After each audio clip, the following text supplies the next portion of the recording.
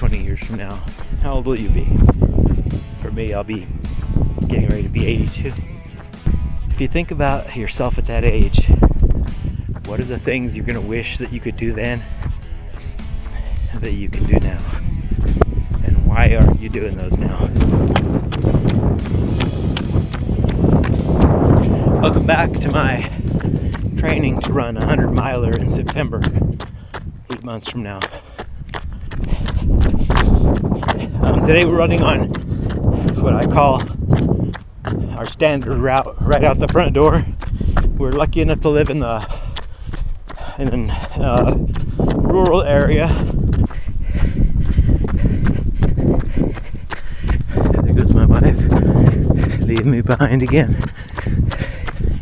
And we've got dirt roads and roads leading from our house with these rolling hills.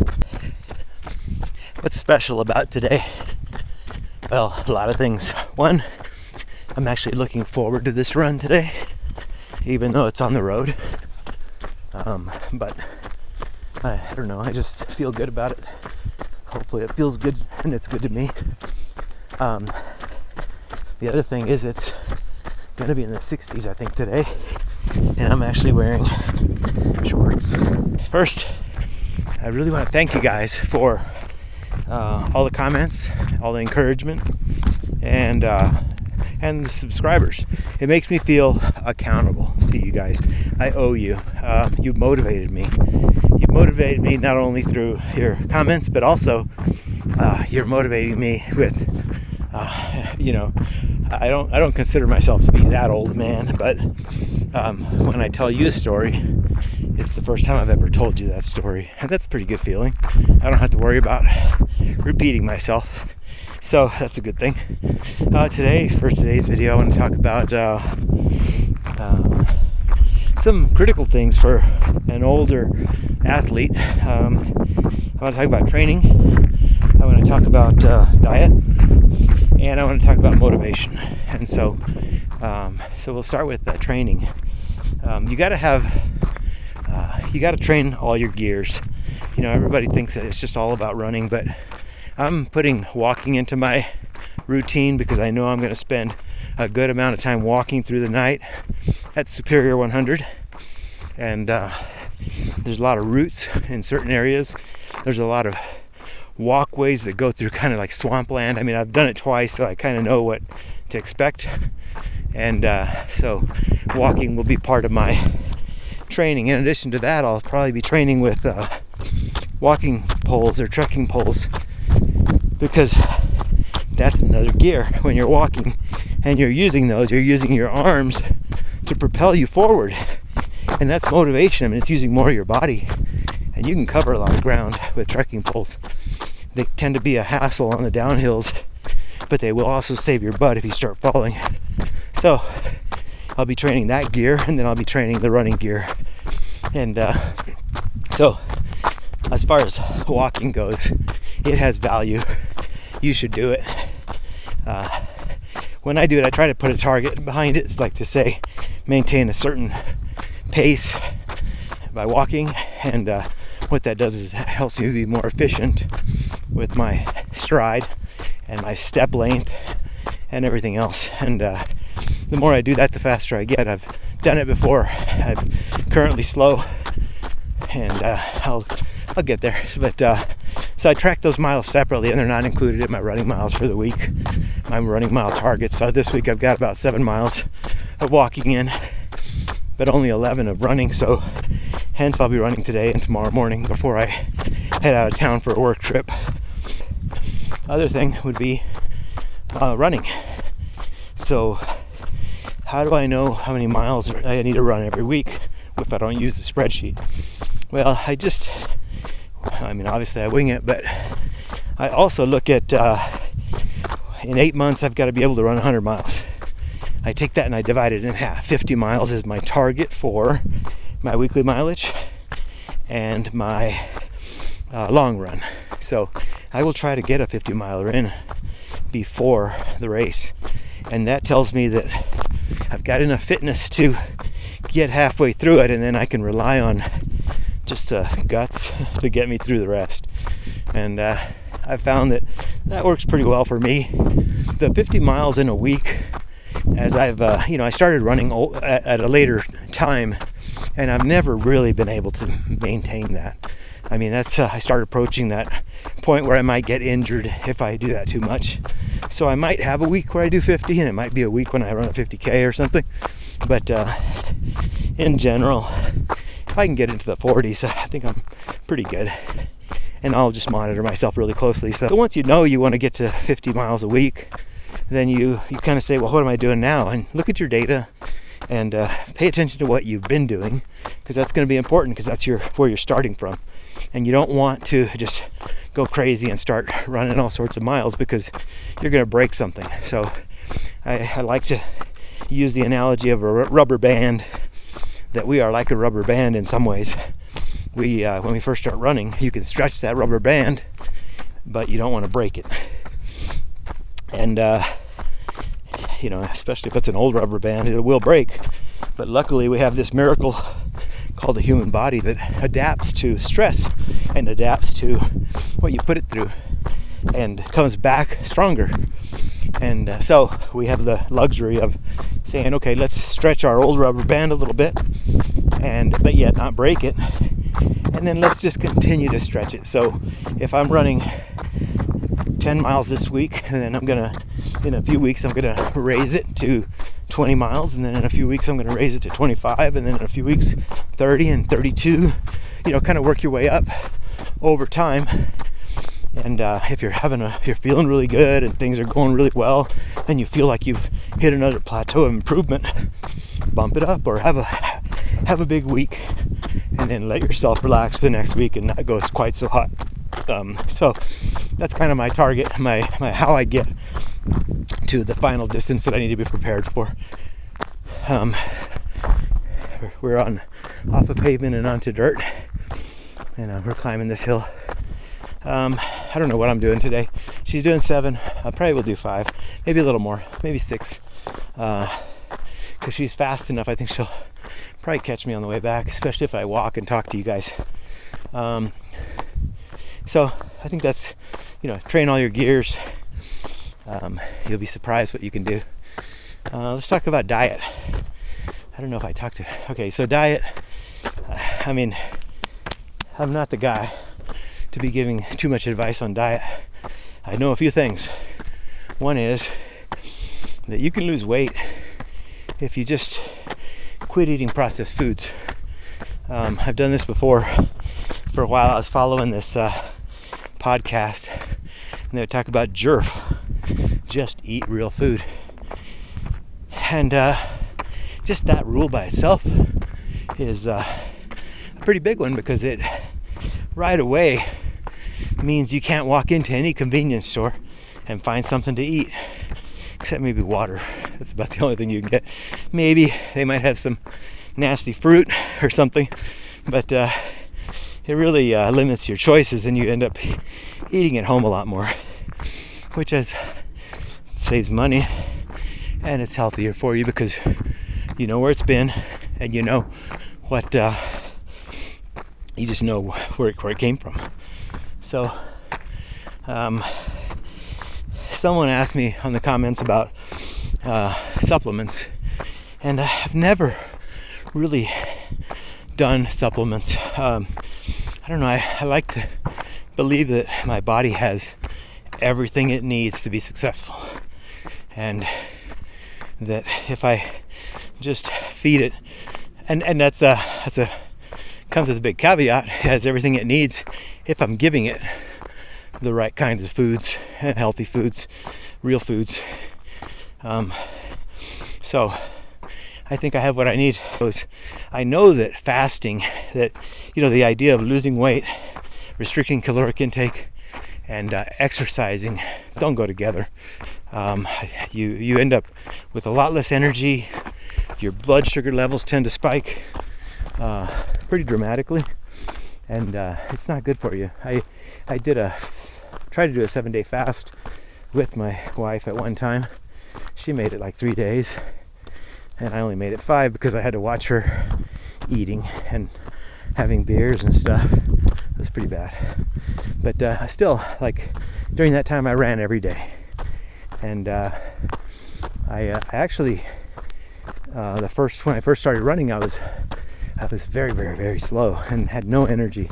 And then over a period of 2 or 3 days, I started to get stronger and better as my body became more adapted to, I don't know if you can see that speck up there, but that's her.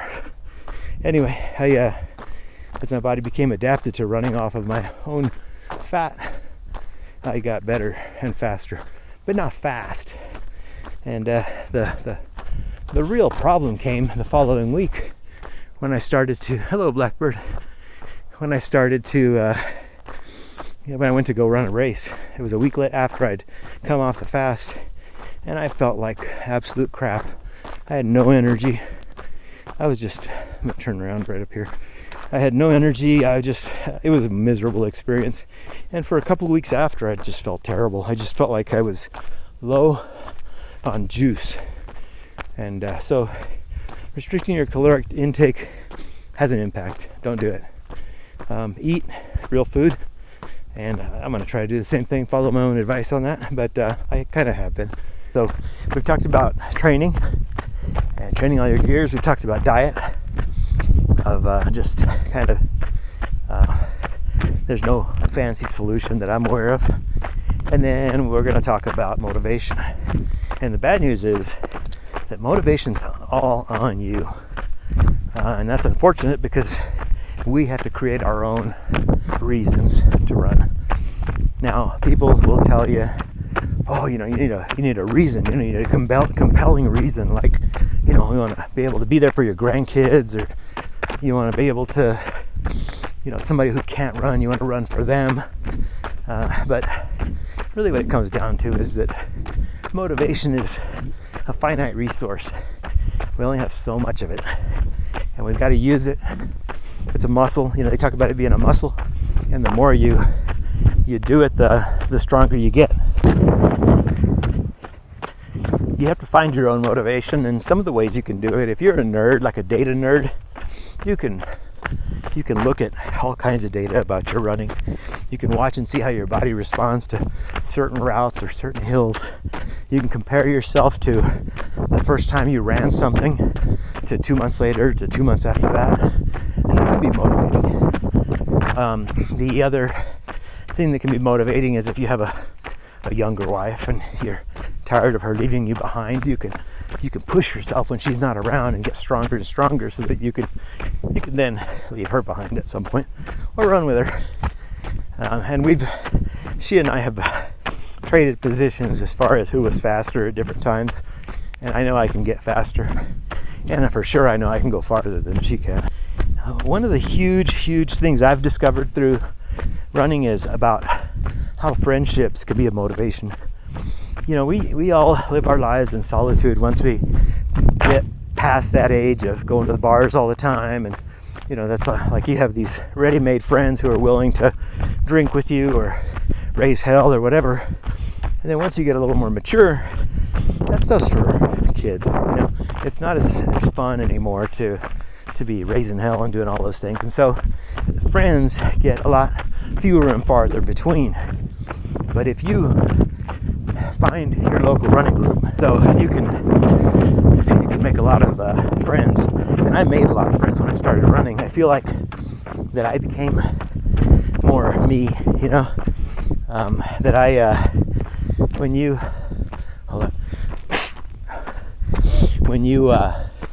strip yourself bare, when you're going through endurance activities and you have somebody beside you who's doing the same thing, all pretense is removed.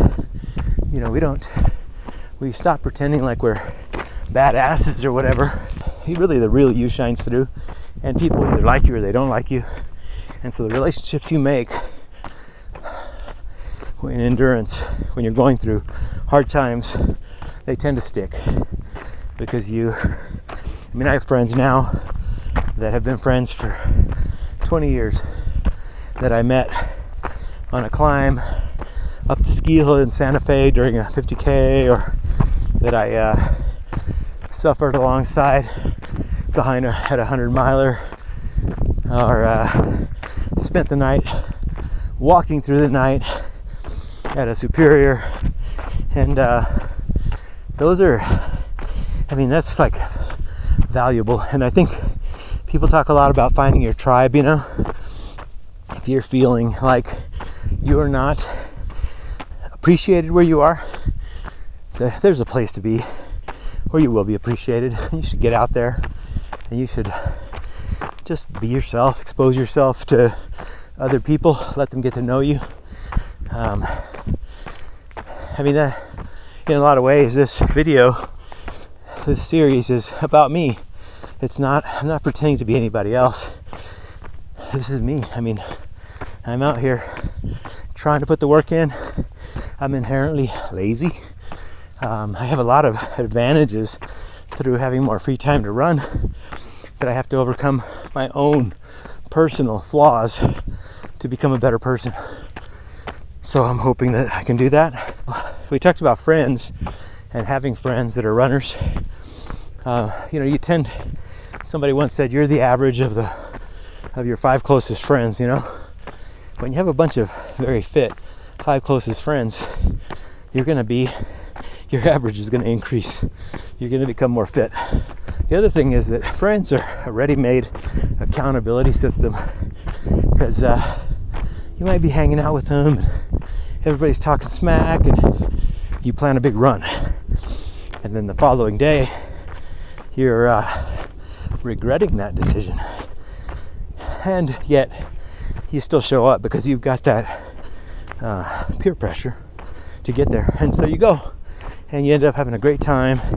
You get training you would not have gotten. So training with friends, having them hold you accountable, is a great method of motivation. I'm sure there's more, and I'm sure some of you guys have ideas for how you motivate yourself. I don't think I've found all the ways, and I'm clearly lacking because here I am. But right now, my motivation is that 100-mile coming up in September. But I do have some other events. So as we talked about building up, I had last year signed up for a 50-miler next month with my wife, and I don't know, I just didn't really feel it. It was in San Francisco and she was training for it and I wasn't. I don't know what I was planning. I figured, well, in January I'll start training, but she began to kind of hate the training and felt like it was work. So she dialed it back and said, you know what, let's just do the 50K. It's in a beautiful area. It's the Marine Headlands, just north of San Francisco. And we were able to drop down to the 50K, which for her was a huge relief, because then she didn't have the pressure, but she could still have all the views and enjoy herself. And for me, it's like, oh yeah, I think I could do a 50K off the couch almost, you know. I mean, it's not recommended, but it was something that I thought, well, you know, that's fine.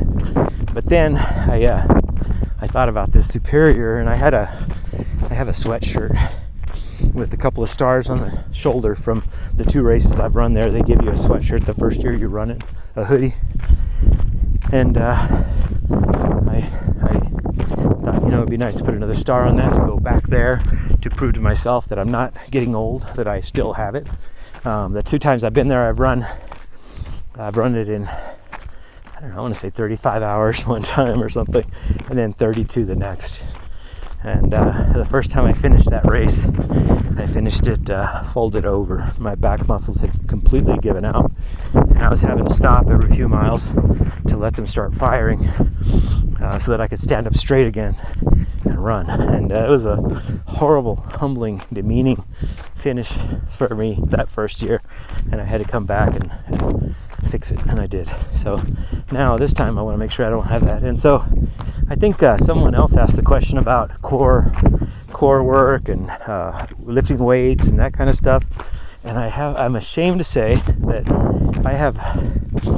my wife has a really nice gym, a home gym with everything in it: cables, leg presses, bench press, She has kettlebells. She has free weights, all Olympic stuff. I mean, she has a lot of really nice equipment.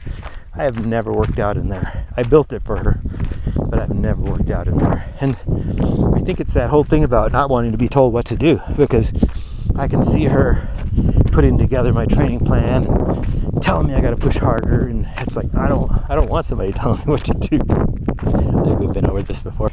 So why am I so stubborn about always being told what to do or not liking being told what to do? I think it comes down to I've always been attracted to alpha females, bossy chicks, but hot. And so I've always had relationships with alpha females. And it doesn't mean that I'm passive. It means there's some things I really care about and some stuff that I could care less about. And let them have those decisions. But if I really care about something, I'm going to put my foot down. And so having always been attracted to those kinds of women, they've always been bossy. And I have learned to resist the things that are not serving me or don't make me happy. And I have to speak up for those things. And I do. And but as a result, I also don't like authority. And I don't like all those things. I don't like to be told what to do. I am my own man. I will do what I want to do. So that's my logic for that. My wife's coming. I'm gonna be quiet. How far did you go? Over 6. Okay. That hill. Oh, nice. Oh, nice.